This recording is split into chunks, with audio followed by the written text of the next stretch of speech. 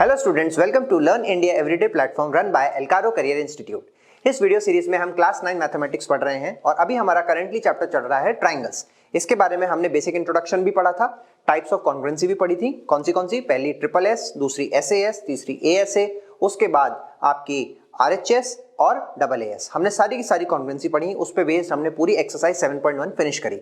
आज से हम स्टार्ट करेंगे एक्सरसाइज 7.2 जो मेनली बेस्ड है कॉन्ग्रुएंसीज के ऊपर भी और आइसोसेलेस ट्रायंगल की प्रॉपर्टीज के ऊपर भी।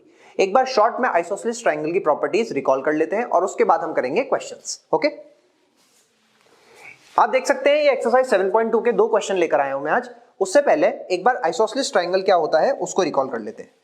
तो एक ट्रायंगल ले लेते हैं हम, यहां से शेप में जाएंगे, एक 2D करके एक हमने ट्रायंगल ले लिया। तो आपने एक आइसोसेलेस ट्रायंगल जैसी लिया। इसमें आइसोसेलेस ट्रायंगल में क्या होता है कि आपकी जो ऑपोजिट साइड्स होती हैं वो आपस में इक्वल होती हैं। अगर मैंने ट्रायंगल एबीसी कंसीडर किया है, इसके आमने सामने वाली साइड होंगी इक्वल और इनके सामने सामने वाले एंगल, मतलब इक्वल साइड्स के सामने वाले जो एंगल्स होते हैं, एंगल बी और एंगल सी, ये भी आपस में इक्वल होते हैं। थ्योरम क्या होता है कि angles opposite to equal sides are equal, और इसका वाइस वर्सा यानी कि इसका कन्वर्स भी ट्रू होता है कि sides opposite to equal angles are also equal. मतलब अगर एंगल बी और एंगल सी इक्वल है तो ए बी और ए सी बराबर होंगे, या फिर ऐसे बोल सकता हूं कि ए बी और ए सी बराबर हैं तो एंगल बी और एंगल सी इक्वल होंगे। ठीक है, चलिए अब इसी कॉन्सेप्ट पे बेस्ड हम करते हैं पहला क्वेश्चन। पहले क्वेश्चन में आपको बोल रहे हैं in an isosceles triangle ABC, तो हम इसी को यूज कर लेते हैं फर्स्ट के कैलकुलेशन में। हमने बोला ए बी सी, ये एक आइसोसेलेस ट्रायंगल है in which A B is equal to A C, मतलब ए बी और ए सी मेरा बराबर है। ठीक है, the bisectors of angle B and angle C intersect each other at O. अब बाइसेक्टर का मतलब क्या होता है? बाइसेक्टर मतलब इक्वल इक्वल में डिवाइड कर दे। अब क्योंकि एंगल बाइसेक्टर की बात हो रही है तो अगर मान लेते हैं यहाँ 50 डिग्री था तो 25 में डिवाइड कर रहा है, अगर 60 डिग्री था तो 30 में डिवाइड कर रहा है। तो यहां से मैंने एक एंगल बाइसेक्टर बनाया और यहां से मैंने एक एंगल बाइसेक्टर बनाया। ये पॉइंट हो गया आपका पॉइंट ओ। ठीक है, अब बाइसेक्टर का मतलब क्या है कि जो एंगल आपका, एक दूसरा कलर से समझाता हूं इसको, रेड ले लेते हैं, कि जो एंगल मेरा यहां है वही एंगल मेरा यहां है, मतलब कि 30 या 40, और जो एंगल मेरा यहां है वही एंगल मेरा यहां है। ठीक है, ये होता है बाइसेक्टर का मतलब। अब क्योंकि सबसे पहली चीज ही मुझे क्या गिवन थी कि ए बी और ए सी बराबर है, सबसे पहली चीज मुझे गिवन थी कि A B is equal to A C, क्योंकि आइसोसेलेस ट्रायंगल है। अब क्योंकि ए बी और ए सी इक्वल हैं, देयरफॉर मैं बोल सकता हूं कि angle B is equal to angle C, क्योंकि अभी हमने प्रॉपर्टी के बारे में डिस्कशन किया कि sides opposite to equal angles are equal and angles opposite to equal sides are equal. अगर ए बी और ए सी साइड बराबर है तो एंगल भी बराबर होंगे आपस में। ठीक है, चलिए अब क्योंकि एंगल बराबर है बी और सी तो इनके आधे आधे भी बराबर होंगे कि b/2 और c/2, इनके आधे आधे, मान लीजिए 50-50 है तो इनके आधे आधे 25-25 भी बराबर होंगे। तो अगर मैं बात करूं इन एंगल्स को, इनको नेमिंग कर देता हूं मैं कलर से, इसको कर देता हूं 1, ये कर देता हूं 2, इसको कर दिया 3 और इसको कर दिया 4। ठीक है, तो आप बोलेंगे कि सर b का हाफ कितना है? एंगल 2 है ना? b का हाफ क्या बोल सकते हैं आप? एंगल 2 बोल सकते हैं, और c का हाफ को आप एंगल 3 भी बोल सकते हैं, मतलब एंगल 2 और एंगल 3 आपस में बराबर है।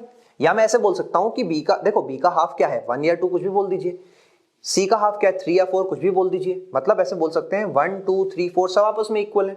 अगर आप इस वाले ट्रायंगल में देखिए OBC, इस वाले ट्रायंगल में देखिए, आपने बोला कि सर अगर मैं इन ट्रायंगल OBC अगर मैं कंसिडर कर रहा हूं, इन ट्रायंगल OBC, इस ट्रायंगल में क्या हो रहा है कि एंगल 2 और एंगल 3 बराबर है, angle 2 is equal to angle 3।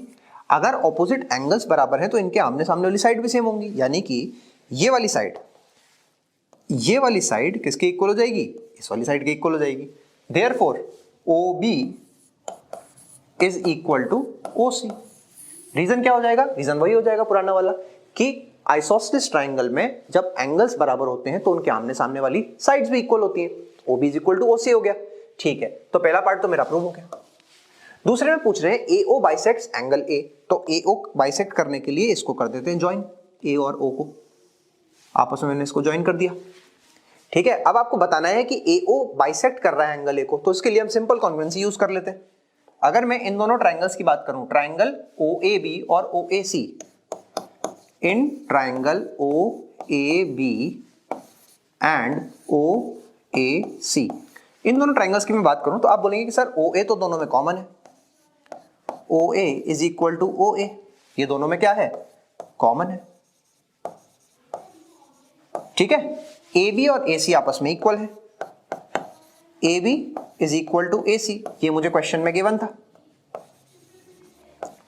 ठीक है, ये क्वेश्चन में मुझे क्या था, गिवन था। और OB और OC मैंने अभी अभी बराबर प्रूफ किया है, OB is equal to OC मैंने अभी अभी प्रूफ किया है। ठीक है, तो यानी कि दोनों ट्राइंगल्स आपस में कैसे हो गए, कॉन्ग्रुएंट हो गए, कॉन्ग्रुएंट बाय SSS, तीनों की तीनों साइड जो हैं करस्पॉन्डिंग साइड्स आपस में इक्वल है।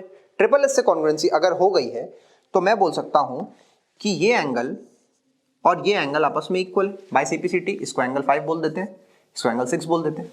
मैं बोल दूंगा कि angle 5 is equal to angle 6 by CPCT। CPCT से एंगल्स आपस में इक्वल हो गए। अब क्योंकि एंगल आपस में इक्वल हो गए, हमसे ये तो पूछ रहे हैं कि AO बाइसेक्ट्स एंगल A, तो AO ने एंगल A को बाइसेक्ट कर दिया, या फिर ऐसे बोल दो कि 5 इक्वल टू 6 आपसे पूछ रहे हैं, तो हमारा डन हो गया, दूसरा पार्ट भी हमारा कंप्लीट हो गया। इन क्वेश्चंस को करने के लिए आपको सिर्फ और सिर्फ आइसोसेलेस ट्राइंगल की प्रॉपर्टी, कौन सी, sides opposite to equal angles and angles opposite to equal sides, बस ये कॉन्सेप्ट आपको आना चाहिए। बाकी उसके अलावा आपको कोई भी कॉन्सेप्ट की जानने की जरूरत नहीं है। अगर आपको कॉन्ग्रुएंसी आती है, आइसोसेलेस ट्राइंगल्स के बारे में चीजें पता है, तो आप आराम से चीजें सॉल्व कर लेंगे। ठीक है, तो सेकंड क्वेश्चन सॉल्व करते हैं। अब इसको हम एक बार क्लियर कर देते हैं। ठीक है,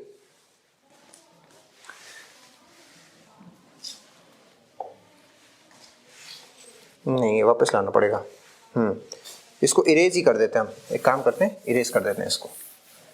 ठीक है,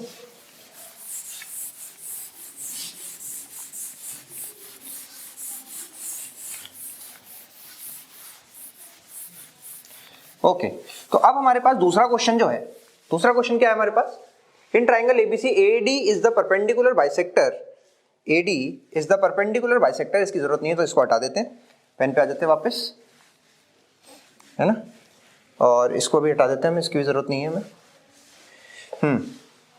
अब ये जो दूसरा क्वेश्चन है, इसमें आपके पास है कि AD क्या है, आपका परपेंडिकुलर बाइसेक्टर है ऑफ BC। परपेंडिकुलर बाइसेक्टर मतलब क्या होता है कि एक ऐसी चीज जो 90 डिग्री भी बना रही है और इक्वल इक्वल में भी डिवाइड कर रही है। इसका मतलब क्या हो रहा है कि ये इसका परपेंडिकुलर बाइसेक्टर है, मतलब ये 90 है तो ये भी 90 है, और ये BD और ये DC बराबर है। परपेंडिकुलर बाइसेक्टर का मतलब यही होता है। आपसे बोल रहे हैं कि बताओ कि AB और AC आपस में इक्वल है कि नहीं है। ये तो बहुत ईजी हो गया, कैसे, इन दोनों ट्राइंगल्स को कंसिडर कर लेते हैं। In triangle ADB and triangle ADC, अगर मैंने ये दोनों ट्राइंगल कंसिडर करे, इसमें आप बोलेंगे कि सर AD तो आपस में इक्वल है, AD is equal to AD, ये हो गया कॉमन। ठीक है, और एंगल D तो एंगल D के इक्वल है, या आप चाहें तो इसको पूरा भी लिख सकते हैं। ठीक है, आप पूरा लिखिए इसको, ADB, एंगल ADB किसके इक्वल है, एंगल ADC के, दोनों 90 डिग्री। ठीक है, और BD is equal to CD, BD is equal to CD, ये मुझे गिवन है क्वेश्चन में।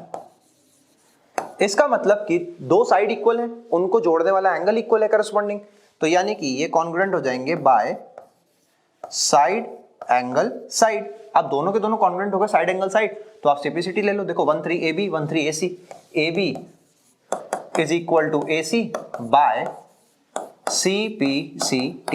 ये तो बहुत इजीली क्वेश्चन खत्म हो गया। ठीक है, इजी क्वेश्चन था।